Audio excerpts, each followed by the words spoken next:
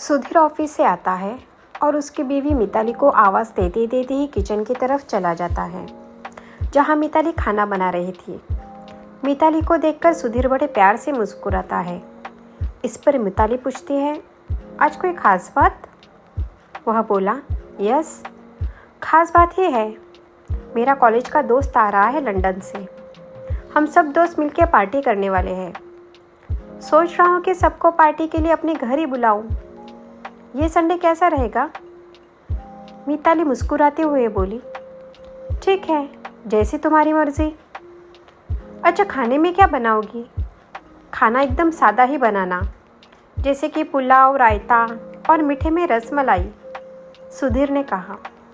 मिताली ने ओके बोला और सुधीर नहाने चला गया। संडे मिताली सुबह जल्दी उठकर नहा धोकर रेडी हो जाती है और अपने पार्टी के काम में लग जाती है। तकरीबन 11:30 बजे घर की डोरबेल बजती है। सुधीर देखता है तो उसके 10-11 दोस्तों की टोली घर पे आती है। दोस्तों के आने से घर में जैसी रौनक छा जाती है। उन लोगों का हंसना, खिलखिलाना, एक दूसरे की खिंचाई करना और कॉलेज के पुराने दिन याद कर करके ज़ोर ज़ोर से हंसने से मानो सुधीर ही नहीं, पूरा घर खुशी से उछल रहा था। यह सब देखकर अन्ना भी बहुत खुश थे। वह भी उन लोगों में ऐसे घुल मिल गए थे मानो वो भी उन दोस्तों में से ही एक थे। खाने के टाइम भी सब लोग हंसी मजाक करके पुलाव, रायता और रसमलाई बड़े चाव से खा रहे थे। सब लोग खाना खाने में बिजी ही थे। तभी सुधीर बहुत ज़ोर से चिल्लाता है, ये क्या कर रहे हो अन्ना आप? रसमलाई की प्लेट तो ठीक से पकड़ो। पूरी रसमलाई आपने आपके नए कपड़ों पे गिराई है। ये कपड़ों की तो पूरी वाट लगा दी आपने। अब कैसे निकलेंगे ये दाग? आप जाइए आपके कमरे में। अन्ना बहुत सहम जाते हैं। वो उठ ही रहे थे कि वहाँ से मिताली दौड़ते हुए अन्ना के पास आती है और कपड़ों पे गिरी रसमलाई हल्के हाथों से रूमाल से पोंछते हुए बोलती है, कुछ नहीं हुआ है अन्ना, दाग ही तो है, निकल जाएंगे, आप चिंता मत करो। ऐसा कह के उनको सहारा देते हुए मिताली उनको उनके कमरे पे ले जाती है। थोड़ी देर में पार्टी ख़त्म होके सब अपने अपने घर चले जाते हैं। सुधीर बड़े प्यार से मिताली का हाथ अपने हाथ में लेता है और बोलता है, वाह मिताली, तुम्हारा पुलाव, रायता और रसमलाई एकदम लाजवाब थी। आज के पार्टी की बहुत अच्छी अरेंजमेंट की तुमने। आज मैं बहुत खुश हूँ। लेकिन तुम एक बात याद रखना हमेशा, आगे से ऐसे पार्टियों में अन्ना को मत बुलाना। उनको कुछ समझ में नहीं आता। अब फिर बाद में हमें शर्मिंदगी का सामना करना पड़ता है। सुधीर की यह बात सुनते ही मिताली भड़क जाती है और गुस्से से बोलती है, ठीक कहा तुमने, क्यों उनको हमारे प्रोग्राम में बुलाने का? रहने दो उनको उनके कमरे में पड़ा हुआ, बराबर ना? एक बात बताओ सुधीर, तुम भी कभी इस नासमझ उम्र के रहे होगे ना? तुम्हारे वजह से तुम्हारे माँ बाप को भी कभी शर्मिंदगी उठानी ही पड़ी होगी। तब क्या तुम्हारे माँ बाप तुमको एक बंद कमरे में अकेला छोड़कर जाते थे? नहीं ना? बचपन से लेके आज तक कितने बार उन्होंने तुमको संभाल लिया होगा, तुमको भी नहीं पता होगा। उन्होंने तुम्हें जन्म दिया, अपने खून से सींचा, कौवे और चिड़ियों की कहानी सुना सुना कर तुम्हें खाना खिलाया, कई बार तुम्हारा गंदा नाक भी साफ़ किया, तुम्हारा शीशी सूसू भी बड़े प्यार से बिना किसी शिकायत साफ़ किया, तुम्हें आज़ादी दी, बेहतर एजुकेशन, करियर और परफेक्ट लाइफ दी।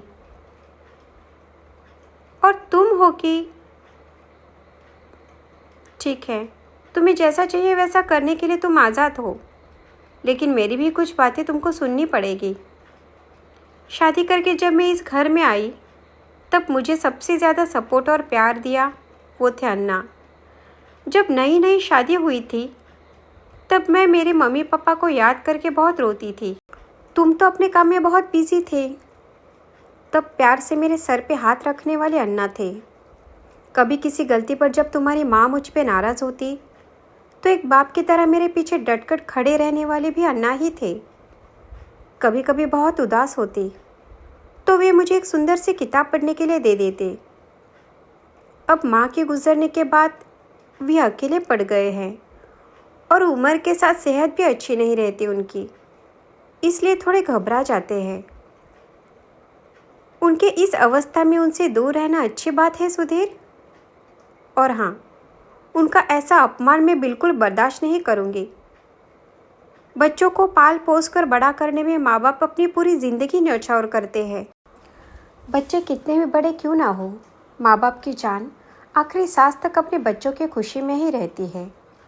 उनके जीवन में भी एक ऐसा कठिन समय आता है जब उनको हमारे सहारे की ज़रूरत होती है। ऐसे समय उनके बच्चों को उनकी जगह लेकर उनको थोड़ा सहारा और प्यार देना क्या गलत बात है? सुधीर शांति से मिताली की सब बातें सुन रहा था। उसकी आंखें भर आती है।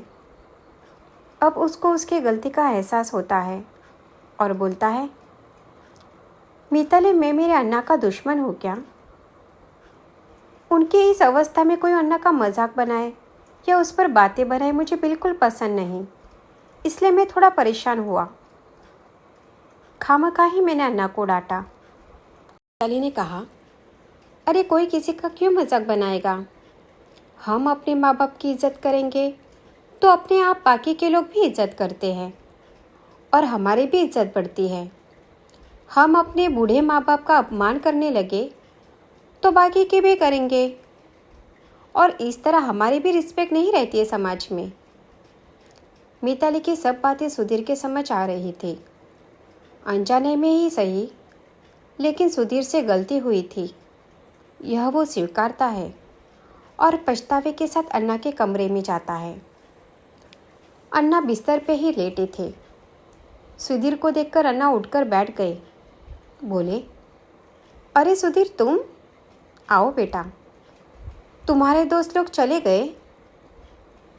आजकल हाथ बहुत कांपता है मेरा, इसलिए रसमलाई गिर गई मेरे कपड़ों पे। लेकिन आज से नहीं आऊँगा हाँ बेटा, तुम्हारे दोस्तों के पार्टी में।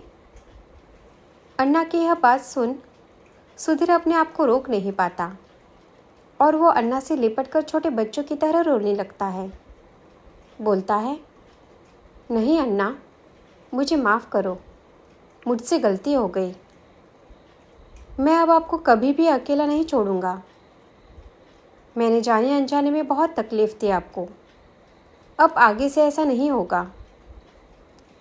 बच्चे के प्यार में डूबे अन्ना को भी यह सुनकर बहुत खुशी मिलती है। उनकी आंखों में आंसू आ जाते हैं। उनके आंसुओं की 2 बूंदें सुधीर के कंधे पे गिर जाती है। पिता पुत्र का यह प्रेम देखते हुए दरवाजे पे खड़ी मिताली भी अपने आंसू रोक न पाई और इस तरह से पूरा घर वापस खुशी से चहकता है। दोस्तों, माँ बाप अपने बच्चों को बड़ा करने में, उनको अपने पैरों पे खड़ा करने में और एक काबिल इंसान बनाने में अपनी पूरी ज़िंदगी और जान लगाते हैं। उनके बुढ़ापे के कठिन समय में हमारा भी फ़र्ज़ बनता है कि हम भी उनको थोड़ा सा समझ लें और उनका साथ दें।